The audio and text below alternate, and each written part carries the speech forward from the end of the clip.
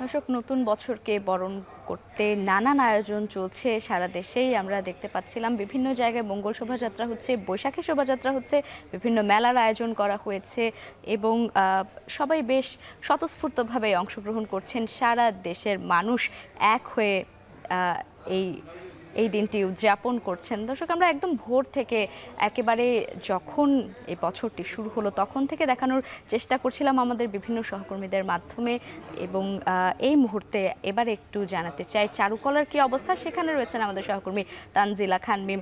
মিম, চারুকলায় রয়েছেন, কেমন পরিস্থিতি দেখছেন, মানুষজনের অংশগ্রহণ কেমন জানতে চাই। আর শোভাযাত্রা শেষ হয়েছে, এরপরে কি আয়োজন রয়েছে?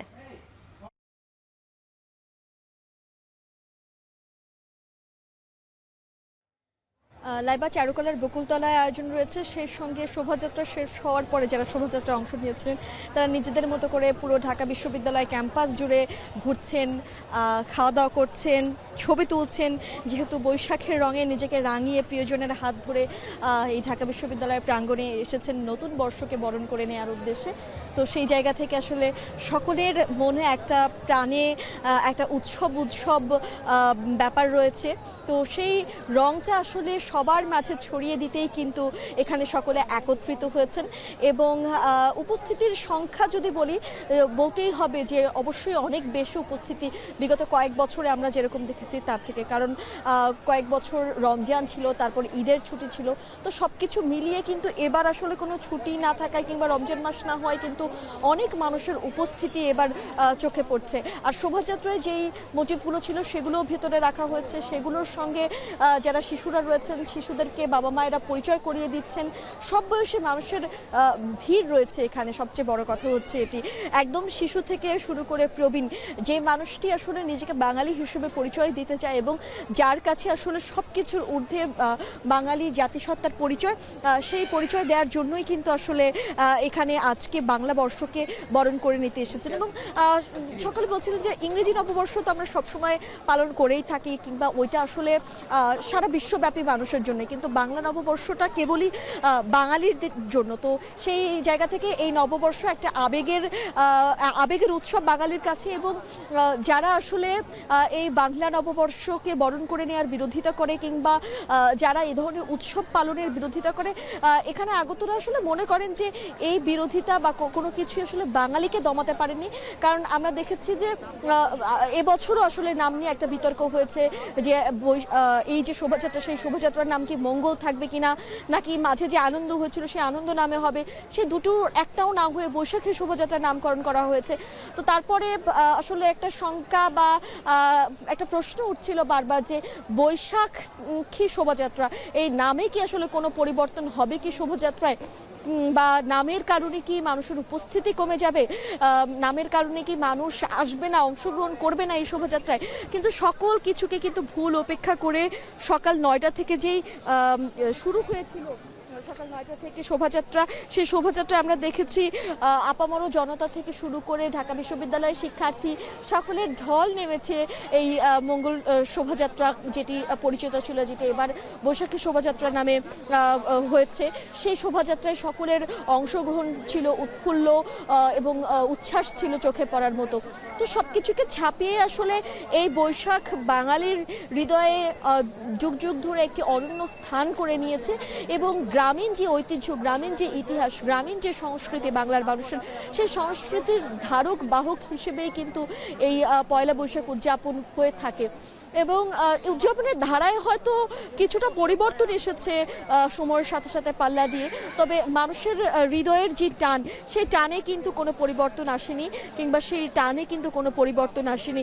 যদি পরিবর্তন আসতো তাহলে মানুষ কিন্তু দূর দূরান্ত থেকে এই বৈশাখ উদযাপন করতে বছরের প্রথম দিন সেই ভোরবেলা এই ঢাকা বিশ্ববিদ্যালয়ের চারুকলা অনুষদে কিংবা রমনার বটমূলে তাহলে হয়তো যেত না। সেটি কিন্তু আমাদেরকে স্পষ্ট সেই ইঙ্গিতই আসলে জানান দেয়। এছাড়াও কিন্তু আমরা দেখেছি যে শুধুমাত্র এই ঢাকা বিশ্ববিদ্যালয়ের চারুকলা অনুষদের আজকের দিনে নয়, বেশ কয়েকদিন ধরেই যখন প্রস্তুতি চলছিল তখনও মানুষ এসেছেন, এসে শিক্ষার্থীদের, চারুকলা শিক্ষার্থীদের রং তুলির যেই ছোঁয়ায় যেই মোটিভগুলো তৈরি হচ্ছিল, যেই মুখোশগুলো তৈরি হচ্ছিল, সেগুলোর সঙ্গে মানুষ হাতে হাত লাগিয়ে কাজ করেছেন।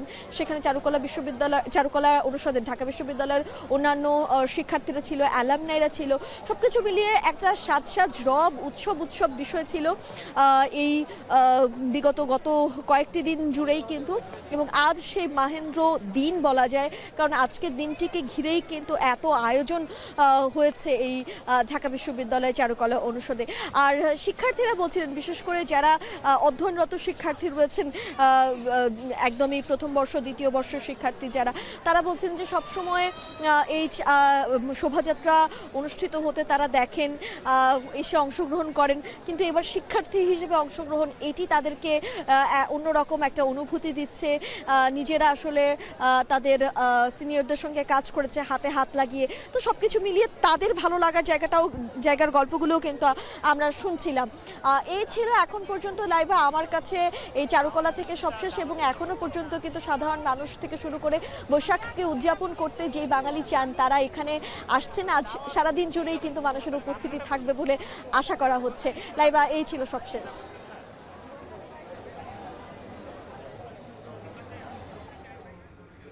দর্শক, চারুকলা থেকে এই মুহূর্তে যুক্ত ছিলেন সহকর্মী তানজিলা খান মেম। দর্শক, চারুকলায় আবার ফিরতে চাই। এই মুহূর্তে চারুকলা থেকে যুক্ত হচ্ছেন সহকর্মী সাদাত অভ্র। এইবারে চারুকলার পরিবেশ কেমন জানতে চাইছি, এবং আরেকটা বিষয় যেটা আপনার কাছ থেকে একটু বিশেষভাবে জানতে চাই সেটা হচ্ছে, আমরা তো এতদিন দেখে আসছিলাম যে চারুকলার অনেক দিন ধরে প্রস্তুতি চলছে, সেই প্রস্তুতির প্রতিফলন কেমন দেখছেন আজকের দিনে?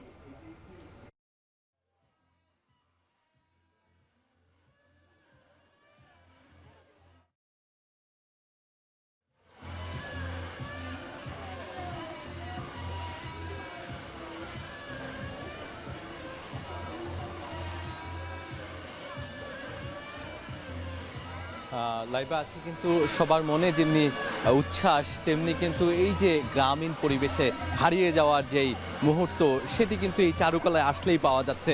শুধুমাত্র চারুকলায় যেই বৈশাখী শোভাযাত্রা সেটি নয়, বরঞ্চ তার সাথে সাথে এখানে গ্রামীণ পরিবেশে যেভাবে মেলা হতো, সেই মেলাও কিন্তু দেখা মিলছে এই চারুকলা প্রাঙ্গণে। আমরা দেখেছি এখানে নাগরদোলা থেকে শুরু করে শিশুতোষ বিভিন্ন খেলার যে আয়োজন থাকে গ্রামের মেলাগুলোতে, সেই মেলাগুলোর মতোই কিন্তু এখানে বিভিন্ন আয়োজন আছে। এবং তার পাশাপাশি ঠেলাগাড়ি থেকে শুরু করে টাপা পুতুল এবং নানা ধরনের হাত পাখা থেকে শুরু করে নকশি কাঁথা, এগুলো কিন্তু এখানে মিলছে। আমরা এখানে আসার পর থেকেই কিন্তু সবার মাঝে বিভিন্ন যেই বাঙালিয়ানার যেই প্রতিচ্ছবি তাদের পোশাকে যেমনি লক্ষ্য করেছি, তেমনি কিন্তু আজকে তারা বাঁশি থেকে শুরু করে নানা জিনিস হচ্ছে এখানে এসে কিনছেন এবং বলছেন যে তারা যে শহরে থাকেন, এই শহরের মধ্যে এই ধরনের সুযোগ সুবিধা বা এই ধরনের মেলার না আয়োজন করা হলেও এই যে চারুকলার আয়োজনে এই ধরনের বৈশাখ বরণের আয়োজন বা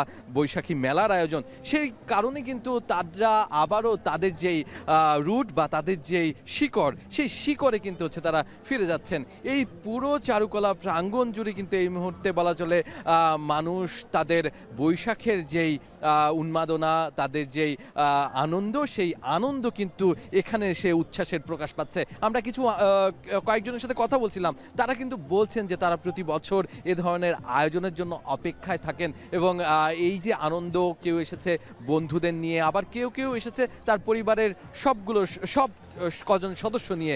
এই যে সব কজন সদস্য নিয়ে আনন্দের মধ্য দিয়ে এই যে বৈশাখটি পালন করছে সবাই, এটি তাদের কাছে স্মরণীয় হয়ে থাকবে বলেও আমাদেরকে অনেকে বলেছেন। আবার কেউ এসেছেন প্রিয় মানুষটিকে নিয়ে। এই যে প্রিয় মানুষটিকে নিয়ে আজকের এই দিনটি উদযাপন করছেন শহরে থেকেও। এই যে যারা কিনা শহরে আছেন তারা গ্রামীণ আবহ পাচ্ছেন, এটি কিন্তু বড় একটি তাদের জন্য প্রাপ্তির দিক বলেও জানিয়েছেন। এখানে আমরা যেমনি এখানে গরম পড়েছে, গরম পড়া সত্ত্বেও তারা কিন্তু এখানে এসে স্বতঃস্ফূর্তভাবে এই আনন্দ আয়োজনগুলোতে অংশগ্রহণ করেছেন। এবং কিছুক্ষণ আগে যেই বিষয়টি ঘটেছে সেটি হচ্ছে যে এখানে যেই বৈশাখী যাত্রা ছিল সেই শোভাযাত্রা শেষ করেই কিন্তু তারা প্রত্যেকে এসে এই চারুকলা প্রাঙ্গণে প্রবেশ করেছেন এবং তার পাশাপাশি এখানে কনসার্টের আয়োজন করা হয়েছে, যেখানে কিনা গ্রামীণ যেই গানগুলো আছে সেগুলো কিন্তু এখানে গাওয়া হচ্ছে। আমরা কিছুক্ষণ আগেও দোতারা এবং একতারার সমন্বয়ে সাথে বাঁশি সমন্বয়ে কিন্তু হচ্ছে গ্রামের আবহের যে গানগুলো, বিশেষ করে লোকশিল্পের গানগুলো কিন্তু বেশি বেশি আমরা এখানে শুনতে পাচ্ছি। এছাড়াও বিভিন্ন জায়গার গান, বিশেষ করে ময়মনসিংহ গীতিকার কয়েকটি গান আমরা শুনতে পেলাম কিছুক্ষণ আগে। এর পাশাপাশি আমরা শুনতে পেয়েছি যেই বাউল সঙ্গীত, সেই বাউল সঙ্গীত এবং বলাই চলে যে লোকমুখে প্রচলিত যে সকল গান আছে সবগুলোই কিন্তু একের পর এক আমরা এখানে উপভোগ করে যাচ্ছি। সেই উপভোগের জায়গাটির কথা যদি আপনাকে একটু জানিয়ে দিতে চাই, সেইটি কিন্তু বলতেই হবে চারুকলার যে বকুলতলা আছে সেখানে কিন্তু গানের আয়োজন রয়েছে। সেই গানের আয়োজনের পাশেই রয়েছে দোলনা, নাগরদোলা, এবং নৌকার মতো যেই গ্রামে যে ধরনের খেলার জায়গা বা হচ্ছে চড়ার বিষয় থাকে, নাগরদোলায় চড়ার বিষয় থাকে, সেই চড়া জায়গাগুলো কিন্তু হচ্ছে আপনি ঠিক চারুকলা চত্বরের ভিতরে আসলেই পেয়ে যাবেন। তার পাশাপাশি আমরা শিশুদের আনন্দের কথা কিন্তু দেখেছি, যে শিশুদের আনন্দ কিন্তু আমরা দেখেছি যে শিশুদের আনন্দ এখানে আসার পর বলা চলে যে দ্বিগুণ হয়ে গেছে। এখানে শিশুদের জন্য খেলার আয়োজন যেমনি রয়েছে তেমনি তাদের আনন্দের যে বহিঃপ্রকাশ সেটি প্রকাশের জন্য কিন্তু নানা উপসঙ্গ কিন্তু এখানে রয়েছে। এই ছিল আমার কাছে সর্বশেষ খবর। লাইবা, চারুকলা থেকে যুক্ত ছিলেন শাহাদাত অফরো।